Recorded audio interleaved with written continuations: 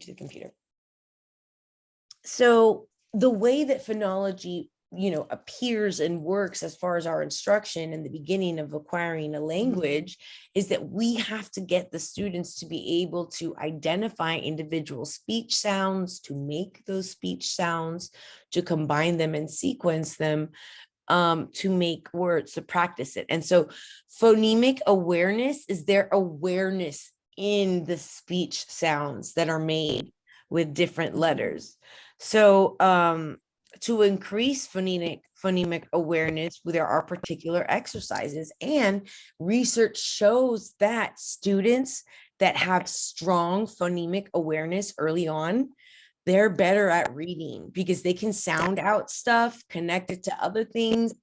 If their phonemic awareness is at a higher mastery earlier on, they're going to be stronger readers, and which is why it behooves us to make sure that we are, especially when we're dealing with students who are learning a language and learning a second language as well, that we are being effectual with our own speech, right? Because that we pronunciate the phonemes correctly, because all of our speech exercises or statements are modeling for the student, the English language learner and or the second language learner. So no English words begin with the sound that, like, when you say sing, that sound, that sound doesn't ever appear in the beginning. It's just a rule. And so that's like one of the phonetic rules that we have within the English language system. Sounds P and K are never adjacent in the same syllable. And there's other things that, we just know if we try to make that sound, it's weird for us, for the English language. But that doesn't mean that same combination can't appear in another language, because other language have and utilize different phonemes. So the phonemes that we utilize in English are not the only phonemes that exists in language, period. There are many phonemes that exist that we don't use in English, which is why sometimes, it's difficult for people to get their tongues to roll in a certain way, because that rolling does not appear in their own phoneme. So their tongue doesn't have that muscle memory. And so that's something to take into consideration when we're working with our bilingual students. Orthography or graphemes are the written portion of our language. So a grapheme, and I'm going to type, oh wait, sorry about that. So a grapheme is the letter representation of the speech sounds. So,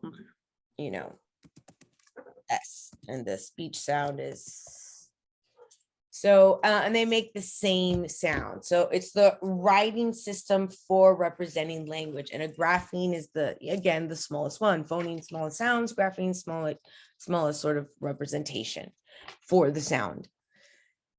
Every English word ending in V is spelled with VE. The letter X is never doubled. So we never double the letter X. And sort of a fun fact, because if you think about phoneme wise, the word, hold on, love, have, live, gave, all of those ending in VE, if we were to break it down via phonemes, right? The E doesn't really do anything. Its phonemes we know is or E. So love, lovey, have, that's not, so this little known fact about why we have an E after a V in so many of the words in the English language is actually pretty silly, and it comes from a bit of history about the Industrial Revolution and the advent of the printing press. So when they first made the printing press, And the first ones, all of them made an E after a V. So any word previous to this machine, love was spelled L-O-V without the E. And because of the printing press and because of the way it sort of made a like this and then went like that, and it made it look like it had an E. So it became an E. So everything that ends in VE is simply that way because during the time, the printing press made it look that way and they just said, let's just go with it. So it's one of those rules you have to teach your kids after having taught them to sound things out, that there are specialized rules, you know, that we just have to follow. Like if an E comes after a V, it's silent. It really, it does no work in the word, not sound wise. So then and now that you mentioned that, it's true, because it's like when you say love or half, it's kind of like you cannot hear the E.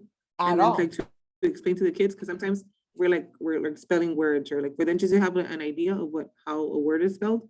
Right. I've spelled those and they're kind of like, but we don't hear. And I'm like, okay, but it's hard. Like now I know why.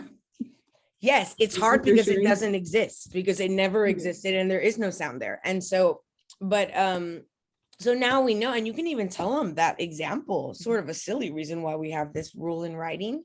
Yeah, I'll share it with them. Yeah, absolutely. So the next thing, and this is sort of, I mean, my drawing is not at all what it should be, but this is sort of like what it looked like and what the issue was, that it sort of made like a better looking E, like a more predominant, maybe down to like here. So moving to the next one, you have morphology. And if you'll look at these, like this one is phonology, orthography, morphology. And this is the study of, this is sounds, and this is words. Morpho means words. And so it's the study of the meaningful units in language and how the units are combined in word formation. So morphology is the study of words. And so prefix, oh, sorry, my writing is going to be bad. Prefix, root, and suffix, all of that is morphology. The breakdown and how, like, for instance, ed, typically those two letters together, that ed, they denote for any reader what? If there's an ed at the end of it.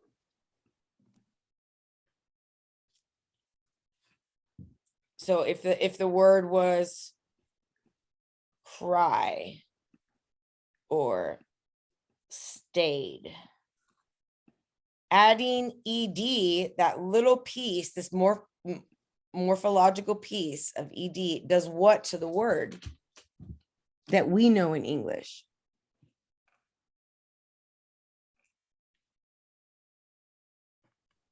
It makes it past tense, right? So that ed, and that's something that we teach the students, that little meaningful unit of a word, if they see part of it, they can break it down and sort of see, okay, as an ed at the end, so we know it's past tense, this is its root word, so on and so forth. You have a great example here of morphology. And so you have nat is the root, nature, which has the root word nat in it, is a noun. Natural also has the root word nat, is an adjective. Naturalist, and that has the root word nat with other things, including a suffix, which is a noun. And then you have naturally, which is an adverb. And so teaching the students how there are these different sort of building blocks to words, and how if you have a really good understanding of root words and the way that words can be played with and the way that morphology works, you can really get a very large handle on language, building from that way.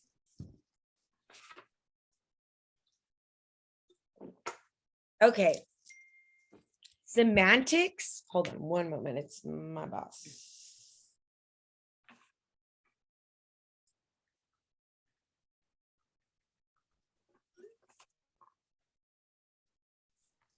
Okay, so semantics, the study of word and word phrases or phrase meanings and relationship. And so semantics is the idea that words have more than one meaning.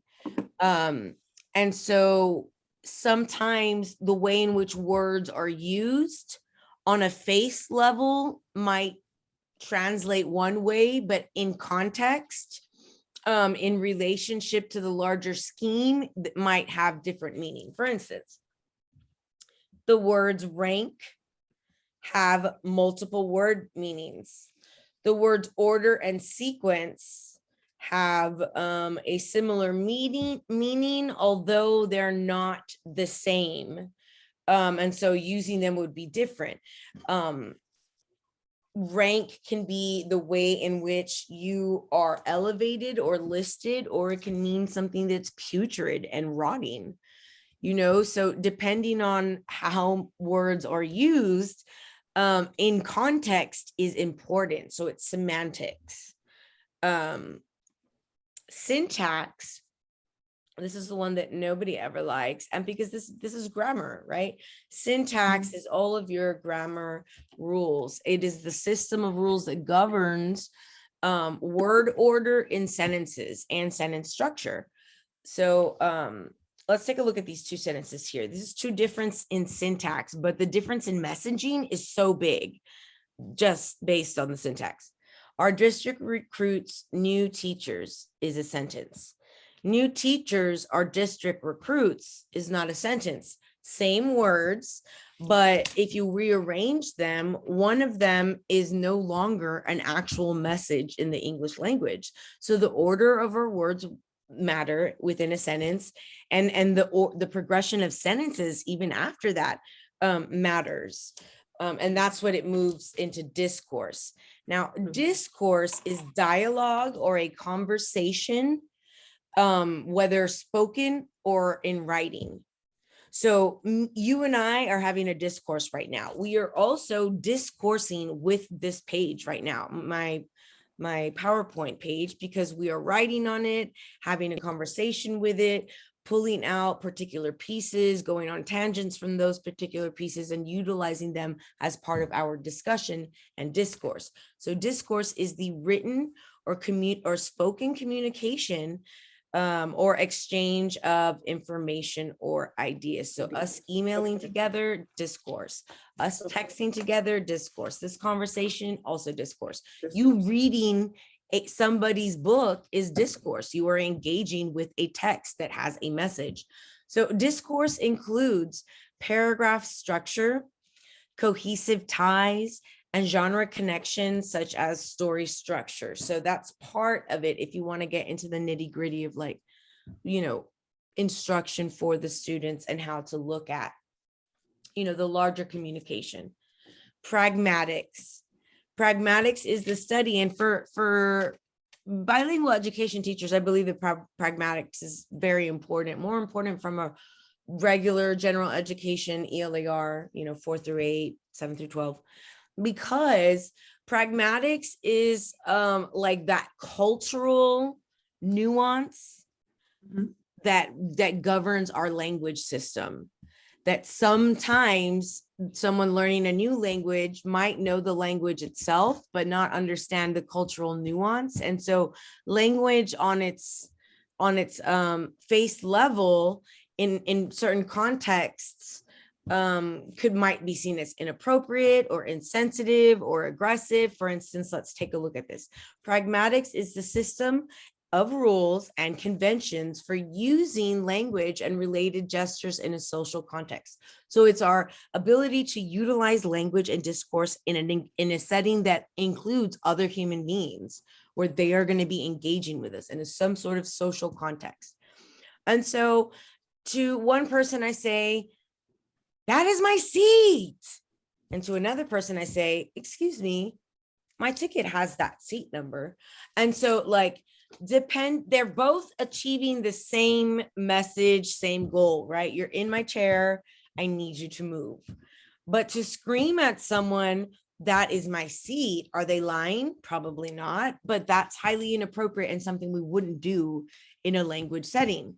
Of course, we would choose that second option of, excuse me, my ticket has that seat number with your butt in it. And so that would be the appropriate course of action. Getting students to understand that sort of nuance of language is pragmatics. Okay, do you have any questions so far? So far now, I'm having good clarification. I was taking some notes of what you were telling me also. Excellent, So, wonderful. yes. Now I understand. It's just like, and that's a section when I was taking that reading portion that I could not pass for the EC through 6, the same thing. I was like, oh my goodness, like why?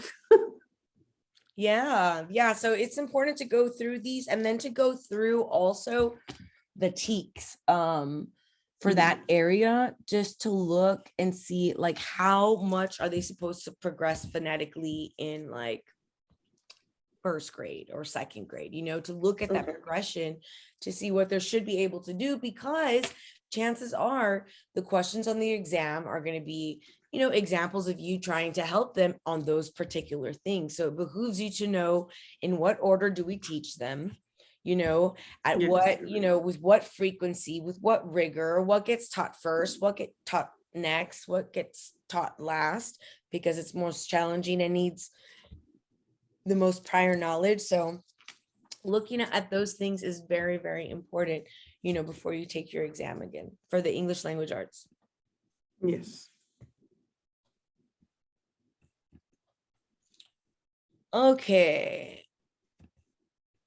Let me see. I don't think we need this part. Oh, well, I'm just going to go through this. So you have this phonological processing system, and it recognizes speech sounds of our own language, and learns the sounds of other languages, recognizing, pronouncing, retrieving spoken words from the mental dictionary. And that's the phonological lexicon. In my phonological lexicon, I can say arroz con leche, I can do the rolling of the R. I know people who try as they might cannot make that sound. I mean, obviously they're going to have to practice more and more and more. It's harder for adults to bend their tongue to the will of a new phoneme. So it is harder for the older, which is why bilingual programs are really important. So on the other side, you have the orthographic processing system, and that encompasses all of these other functions related to recognizing and recalling the symbols. And we start that even before, we even really know the alphabet, but we don't do it individual graphemes. And I'll say this, like, I remember my son, he must have been like 2.5, and he was like, Walgreens, and I'm like, oh my God, he's brilliant. He can read Walgreens. But he just knew, that, that logo and that icon and associated with, so that's like a basic type thing. He was doing word with icons, right? With icons. But for our beginner readers and speakers in different languages, we need for them to understand individual graphemes, which is not the whole word together, on the logo, but eames, and so that would have been amazing. But so those are the different let me see. Okay, so support for proficient reading. We need the students to have language comprehension and word recognition in order for them to do skilled reading. And we define skilled reading as fluent execution and coordination of language comprehension and word recognition, like while they're reading. With word recognition, part of that is, like I told you, phonological awareness, their awareness of individual sounds, and that rule of the E after V sometimes throws a wrench in our ability to get them to, be faithful with their phonological awareness, because there are some times where the sounds don't play fair, right? They're sort of like irregular.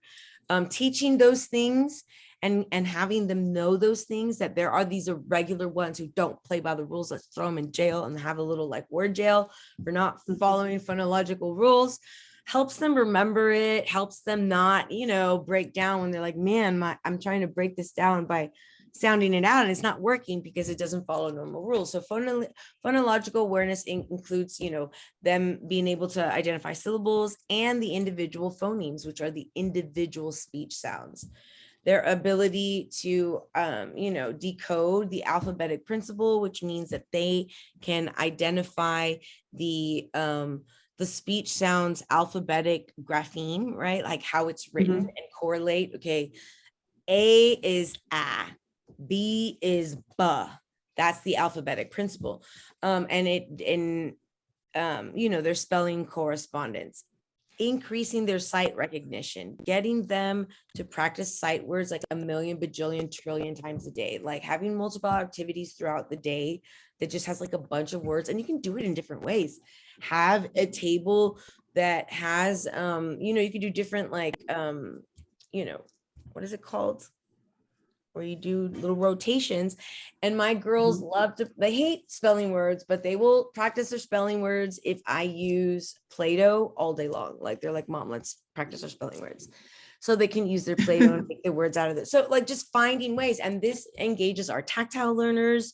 And it gives them multiple opportunities to practice those sight words, because that is what helps them most gain confidence in their reading.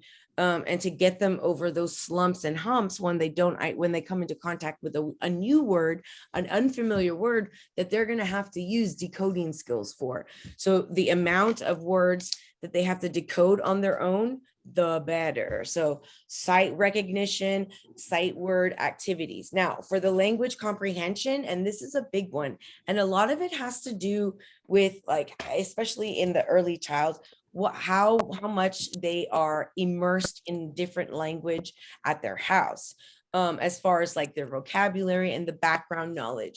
And so your students come to you with different levels, and you have to provide multiple opportunities to increase their vocabulary development, to increase their background knowledge in facts and concepts that are in a reading. For instance, if I were going to do a reading with you today, and we were going to do, for reading comprehension, something about social emotional learning every day, integrating social emotional learning with instruction in secondary classrooms. We're going to read this.